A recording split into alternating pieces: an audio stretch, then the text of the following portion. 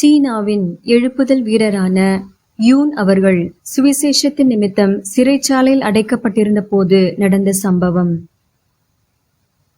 ஒரு நாள் யூன் அவர்கள் அடைக்கப்பட்டிருந்த சிறைச்சாலையின் உயர் அதிகாரியான சிறை இயக்குனர் யூன் இருந்த சிறையை பார்வையிட வந்திருந்தார்.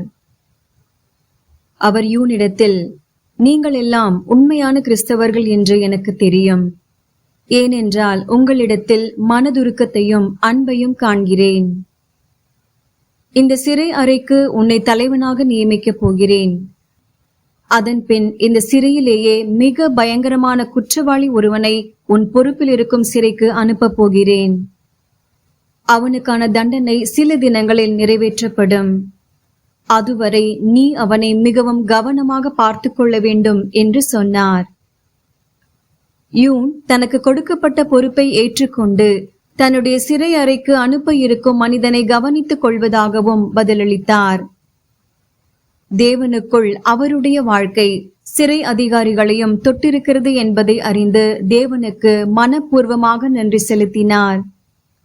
ஆனால் இதே காரியத்தை அவரோடு சிறையில் உள்ளவர்களோடு சொல்வதற்கு அவர் மிகவும் தயங்கினார்.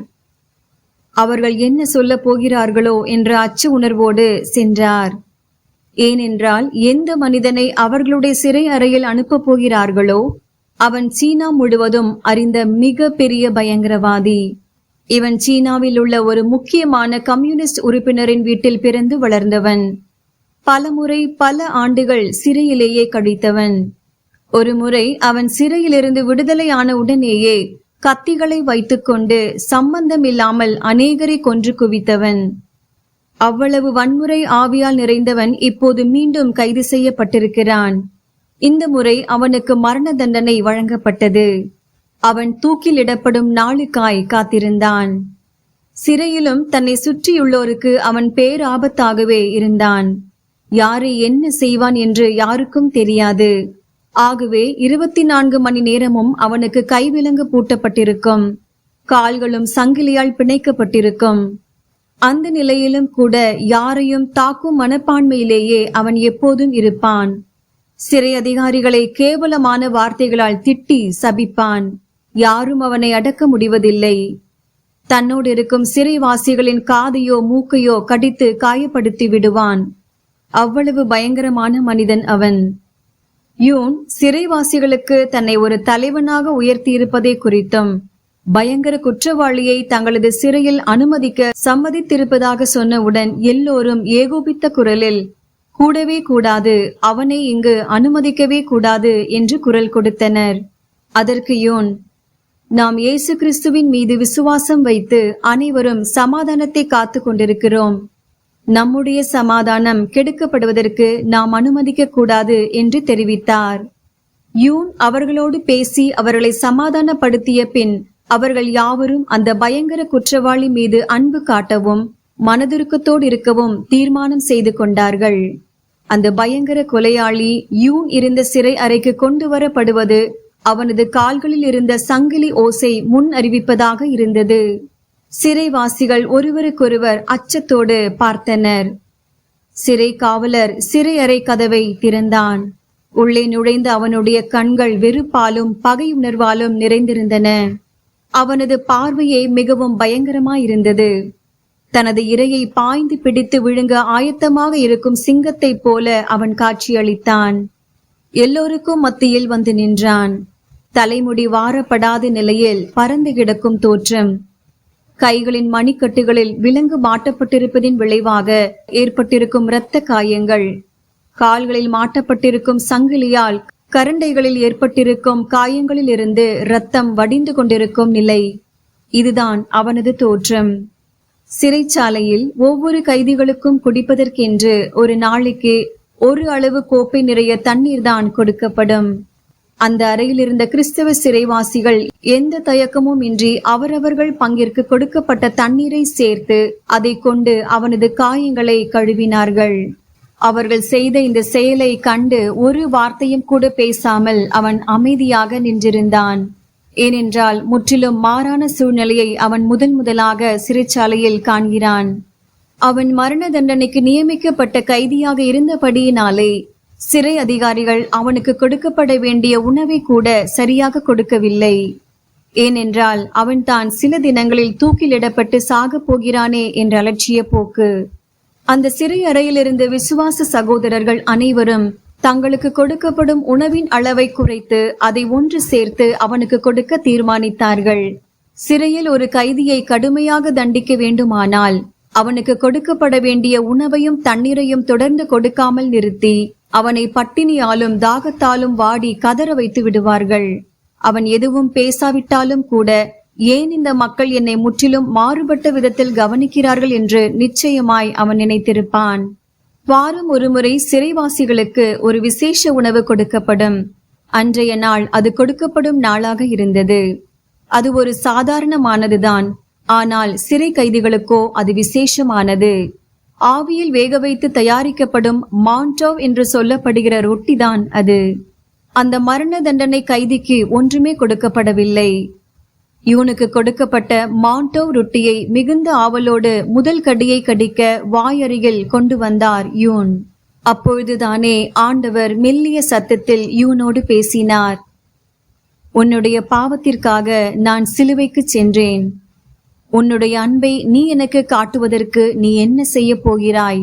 இந்த கேள்வியை கேட்டவுடன் யூன் அழ ஆரம்பித்து விட்டார். மற்றவர்கள் பார்க்காத வகையில் அவர் சுவர் பக்கமாக திரும்பிக் கொண்டார். அப்பொழுது அவர் ரொட்டியை குறித்து ஒன்றும் நினைக்கவில்லை. இயேசுவே, இப்பொழுது நான் மிகுந்த பசியாயிருக்கிறேன் என்று சொன்னார். ஆனால் இயேசு இன்னும் மெல்லிய சத்தத்தில், நான் உனக்காக என்னை சிலுவையில் ஆணியில் அறையப்பட ஆயத்தமாக இருந்தேனே. யூன், இயேசு தன்னிடம் மாண்டோவ் ரொட்டியை குறித்துதான் பேசுகிறார் என்பதை உணர்ந்தவராக அந்த ரொட்டியை சாப்பிட மனதற்றவராக தனது பையில் போட்டுக்கொண்டார்.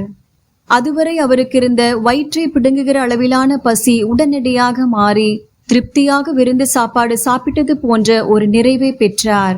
தேவனில் ஒரு பெரு மகிழ்ச்சி யூனை ஆட்கொண்டது. தேவனை துதிக்க ஆரம்பித்தார். இயேசு தன்னோடு எவ்வாறு நேரடியாக இடைப்பட்டார் என்பதை குறித்து மற்றவர்களிடம் பகிர்ந்து கொண்டார். இயேசு நமக்காக சிலுவையில் தமது ஜீவனையே கொடுத்து எவ்வளவு பெரிய காரியத்தை செய்திருக்கிறார் என்றும், அவர் மீது வைக்கும் விசுவாசத்தின் மூலம் நமக்கு சமாதானத்தையும் நமது பாவங்களிலிருந்து நமக்கு மன்னிப்பையும் உண்டாக்கி வைத்திருக்கிறார் என்பதை குறித்தும் சொன்னார். மறுநாள் காலை உணவு கொடுக்கப்பட்டது. அது வழக்கத்திற்கு மாறாக மிகவும் மோசமாக இருந்தது. சூப் என்று சொல்லிக் கொடுத்தார்கள். ஆனால் அது முற்றிலும் தண்ணீர்தான்.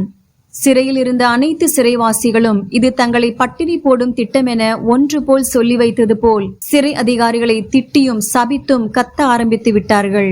யூன் அறையில் இருந்த கொலையாளி மீண்டும் பகைமையினால் நிறைந்து சிறை அதிகாரிகளையும் சிறை காவலர்களையும் கடுமையாக திட்டி சபித்தான். என்னை தூக்கிலிட்டு கொல்வதற்கு முன்பாக பட்டினி போட்டே கொல்ல பார்க்கிறீர்கள் என்று கத்தினான். அந்த நேரத்தில், உன்னிடத்தில் வைத்திருக்கும் மாண்டோவ் ரொட்டியை நீ அவனுக்கு கொடுப்பதற்கு இதுவே சரியான நேரம் என்று தேவன் யூனோடு பேசினார்.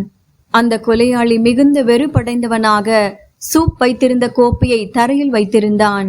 யூன் அவனுக்கு முன்பாக சென்று முழங்காலில் நின்ற நிலையில் தனது கையில் இருந்த மாண்டோவ் ரொட்டியை எடுத்து கொஞ்சம் கொஞ்சமாக பீத்து சூப் வைத்திருந்த கோப்பைக்குள் போட்டார். அவன் யூனின் கண்களுக்கு நேராக உற்று பார்த்தான். சிறிது நேரம் பேசுவதற்கு வார்த்தையற்ற நிலையில் யூனையே பார்த்து கொண்டிருந்தான். மெல்லிய குரலில் அவன் பேசினான். அண்ணன், நேற்று இரவு இதை நீங்கள் சாப்பிடவில்லையா என்று கேட்டான். இது போன்ற ரொட்டி சாப்பிடுவதற்கு எனக்கு அநேக சந்தர்ப்பங்கள் கிடைக்கும். ஆனால் உனக்கு அது போன்ற சந்தர்ப்பம் கிடைக்காது. அதனால் இதை நான் சாப்பிடவில்லை, நீ சாப்பிடு என்று யூன் அவனை கேட்டுக்கொண்டார். இன்னும் சில நாட்களில் என்னை தூக்கிலிட்டு கொன்று விடுவார்கள். நான் ஆவியாக மாறி இதே அறைக்கு வந்து காலமெல்லாம் உனக்கு உதவி செய்வேன். இந்த நன்றியை ஒருபோதும் மறக்க மாட்டேன் என்று யூனின் முன்பாக முழங்கால் படியிட்டு சொன்னான். அந்த நேரத்தில் தேவன் மீண்டும் யூனோடு பேசினார். அவனுடைய இருதயத்தோடு பேசுவதற்கு இதுவே தருணம். என்னை மகிமைப்படுத்து என்றார். இந்த கொடிய கொலையாளியிடம் யூன் பேச ஆரம்பித்தார். உன்னை நேசிப்பது நான் அல்ல, என்னில் இருக்கிற இயேசு உன்னை நேசிக்கிறார். யூன் மேலும் தொடர்ந்தார். நீ செய்த பாவங்கள் மிக பெரியவைகளாக இருந்தாலும் மிக கொடியவைகளாக இருந்தாலும் அது ஒரு பொருட்டே அல்ல. தேவனுடைய குமாரனாகிய இயேசு உன்னுடைய பாவங்களுக்காகவும் பாவங்களுக்கான தண்டனையையும் தன்மேல் ஏற்றுக்கொண்டு மரிப்பதற்காகவே இந்த உலகத்திற்கு வந்தார். உன்னுடைய பாவங்களை அப்படியே ஒப்புக்கொண்டு இயேசுவினிடத்தில் என்னை மன்னியும் என்று கேட்டால் அவர் உடனே மன்னிக்கிறார். இயேசுவினிடத்தில் இதை பெற்றுக்கொள்ளும் பொழுது நீ மரித்தாலும் நித்திய சமாதானத்தை பெற்றுக்கொள்ளலாம். நித்தியத்தில் தேவனுடைய அருமையான சமூகத்தில் சதா காலமும் இருக்கலாம் என்று கூறி தன்னுடைய அனுபவங்களையும் அவனோடு பகிர்ந்து கொண்டார். அந்த கொடிய கொலையாளி அடக்கிக் கொள்ள முடியாமல் சத்தமிட்டு அழுதான். இயேசுவை தனது இரட்சகராக ஏற்றுக்கொண்டான். யூனோடு சிறையில் இருந்த கிறிஸ்தவ சகோதரர்கள் மெல்லிய குரலில் ஒன்று போல் இணைந்து இந்த பாடலை பாடினார்கள். எனக்கு இயேசு வேண்டும், எனக்கு இயேசு வேண்டும், என் வாழ்க்கையின் ஒவ்வொரு நாளும் எனக்கு இயேசு வேண்டும். மாலை வரும் பொழுது எனக்கு இயேசு வேண்டும், என் வாழ்க்கையில் இருள் வரும் பொழுதும் எனக்கு இயேசு வேண்டும். நான் எங்கிருந்தாலும் பரவாயில்லை, எனக்கு இயேசு வேண்டும். இந்த பாடலை அந்த கொலையாளி மிகுந்த கவனத்தோடு கேட்டான். யூனிடத்தில் இந்த பாடலை எனக்கு சொல்லித் தாருங்கள், நான் கற்றுக்கொள்வேன் என்றான். அதை கற்றுக்கொண்டான். சிறை அறையில் இருந்த கிறிஸ்தவ சகோதரர்கள் சிறையில் கிறிஸ்தவ பாடல்களை பாடுவதற்கும் இயேசுவின் நாமத்தை உச்சரிப்பதற்கும் தடை விதிக்கப்பட்டிருப்பதால் மெல்லிய குரலில் பாட ஆரம்பித்தார்கள். ஆனால் அந்த கொலையாளி இந்த பாடலை மிகுந்த சத்தமாக சிறை வளாகம் முழுவதும் கேட்கும் வண்ணமாக சத்தமாக பாடினான். அவனை கேட்பதற்கு யாருக்கும் தைரியம் வரவில்லை. அவன்தான் சில தினங்களில் மரணத்தை சந்திக்கப் போகிறானே. அவன் அவ்வாறு துணிந்து சத்தமாக பாடியதும் அந்த சிறை அறையில் இருந்த மற்றவர்களும் அவனோடு சேர்ந்து பாடினார்கள். பக்கத்து சிறை அறையில் இருந்த கிறிஸ்தவர்களும் சேர்ந்து பாடினார்கள். அடுத்த அறை சிறை வளாகம் முழுவதும் இயேசுவின் நாமத்தை உச்சரிக்கும் பாடலால் நிறைந்தது. இதற்கு மறுநாள் இந்த கொலையாளி ஆகிய புதிய விசுவாசி சகோதரர் யூன், நான் தூக்கிலிடப்படுவதற்கு முன்பாக ஞானஸ்நானம் எடுக்க விரும்புகிறேன் என்று கூறினான். அந்த சிறை அறையில் இருந்த எல்லா கிறிஸ்தவர்களும் அவரவர்களுக்கு குவளையில் கொடுக்கப்பட்ட தண்ணீரை கொடுத்து எவ்வளவு சேர்க்க முடியுமோ அவ்வளவு சேர்த்தார்கள். அந்த தண்ணீரை கொண்டு சிறை அறையில் ஒரு சிறப்பான ஞானஸ்நான ஆராதனையே நடந்தது. அது எல்லோருடைய இருதயத்தையும் அசைப்பதாக இருந்தது. அவன் ஞானஸ்நானம் எடுத்த பின் அவனுக்கு அவனது பெற்றோரை பற்றிய பாரம் வந்துவிட்டது.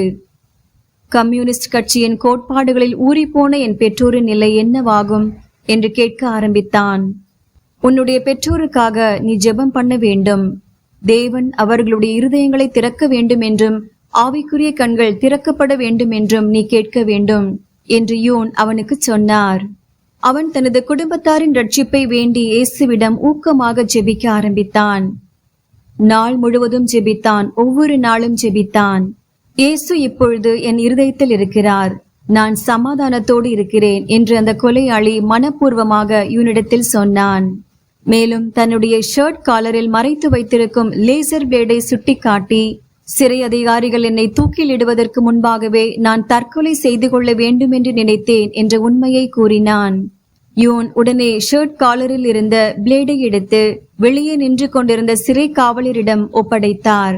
சிறை காவலருக்கு இந்த கொலையாளி சாதுவாக மாறிவிட்டானே என்று பெரிய வியப்பு. இந்த விவரம் சிறை அதிகாரிகளுக்கும் தெரிவிக்கப்பட்டது. அவன் இப்போது தெளிந்த புத்தியோடு இருக்கிறான் என கண்டு அவன் கைவிலங்கையும் கால்களில் உள்ள சங்கிலிகளையும் உடனடியாக கழற்றி விடும்படி உத்தரவு கொடுக்கப்பட்டது. பல மாதங்களுக்கு பிறகு அவனுடைய விலங்குகள் நீக்கப்பட்டன. விலங்குகள் நீக்கப்பட்ட அம்மனிதனின் சந்தோஷத்திற்கு அளவே இல்லை. அவன் கடைசியாக கடிதம் ஒன்று எழுத விரும்பினான். சிறை காவலர்களிடத்தில் ஒரு பென்சிலும் பேப்பரும் கேட்டான். பேப்பர் கொடுக்கப்படவில்லை. ஆனால் உடைந்த ஒரு பென்சிலை எடுத்து உள்ளே போட்டனர். அதில் எழுதுவதற்கு ஈயக்குச்சி இல்லை. வெறும் மரக்கட்டை பகுதி மட்டும்தான் இருந்தது. எனினும் இவற்றை ஒரு தடையாக நினைத்து சோர்ந்து போகாமல் கழிப்பறையில் இருக்கும் துடைக்கும் பேப்பரை எடுத்துக்கொண்டான். தன்னுடைய பற்களின் ஊனை காயப்படுத்தி அதிலிருந்து வடியும் இரத்தத்தை பென்சில் மரக்கட்டை பகுதியை தொட்டு எழுத ஆரம்பித்தான். அந்த கடிதத்தில், அன்புள்ள அப்பா அம்மா, உங்களுடைய மகன் இப்பொழுது இந்த உலகத்தை விட்டு போய்விட்டான். ஆனால் எனக்காக நீங்கள் கவலைப்படவோ அழவோ கூடாது. நான் நரகத்திற்கு போய்விடவில்லை, நான் பரலோகத்திற்கு சென்று கொண்டிருக்கிறேன். நான் என்னுடைய வாழ்க்கையின் கடைசி கட்டத்திற்கு வந்தபோது இயேசு கிறிஸ்து சகோதரர் யூன் மூலமாக அவருடைய அளவற்ற அன்பையும் கிருபையையும் எனக்கு அனுப்பி தந்தார். ஆகவே நான் இயேசுவை கண்டுகொண்டேன். நான் பரலோகத்திற்கு சென்று கொண்டிருக்கிறேன். எனக்கு மிகவும் அன்பான அப்பா அம்மா, நான் மறுபடியும் பிறந்த அனுபவத்தை பெற்றுக்கொண்ட நேரம் முதற்கொண்டு இந்த இயேசுவை நீங்களும் உங்களுடைய வாழ்க்கையில் கண்டுகொள்ள வேண்டும் என்று இடைவிடாமல் ஜெபிக்கிறேன். நீங்கள் இயேசுவை விசுவாசித்தால் மாத்திரமே பரலோகத்தில் நீங்கள் என்னை சந்திக்க முடியும் என்று எழுதி முடித்தான். இதை எழுதிய 2வது நாள் அவன் தூக்கிலிடப்பட்டு மரண தண்டனை நிறைவேற்றப்பட்டது. யூன் சிறையிலிருந்து விடுதலை ஆகும் வரை இந்த அருமையான கடிதத்தை பத்திரமாக பாதுகாத்து வைத்துக் கொண்டார். விடுதலையானதும் இந்த கடிதத்தை அவனது பெற்றோரிடத்தில் கொண்டு போய் சேர்த்தார். தங்களுடைய மகனின் சொந்த இரத்தத்தால் எழுதிய கடிதத்தை படித்த உடனேயே இருவரும் முழங்கால் படியிட்டு இயேசு கிறிஸ்துவை அவர்களது சொந்த இரட்சகராக ஏற்றுக்கொண்டார்கள். இதுவே யூன் அவர்கள் சிறைச்சாலையில் அடைக்கப்பட்டிருந்த போது நடந்த உண்மை சம்பவம். ஆம், கிறிஸ்துவின் அன்பு எப்பேற்பட்ட மனிதனையும் மாற்றும் வல்லமையுடையது. கிறிஸ்துவின் சுவிசேஷம் எப்பேற்பட்ட பயங்கரவாதிகளையும் ரட்சிக்க வல்லமையுள்ளது. சகோதரர் யூன் மூலமாக அந்த தூக்கு தண்டனை கைதியின் வாழ்வில் கர்த்தர் தந்த ரட்சிப்புக்காக கர்த்தரை துதிப்போமாக. இயேசு கிறிஸ்து நேற்றும் இன்றும் என்றும் மாறாதவர். இன்னும் இது போன்ற பல காணொளிகள் உங்களுக்காக வர காத்திருக்கிறது. தொடர்ந்து இணைந்திருங்கள். கர்த்தருடைய நாமம் மகிமைப்படுவதாக. ஆமேன்.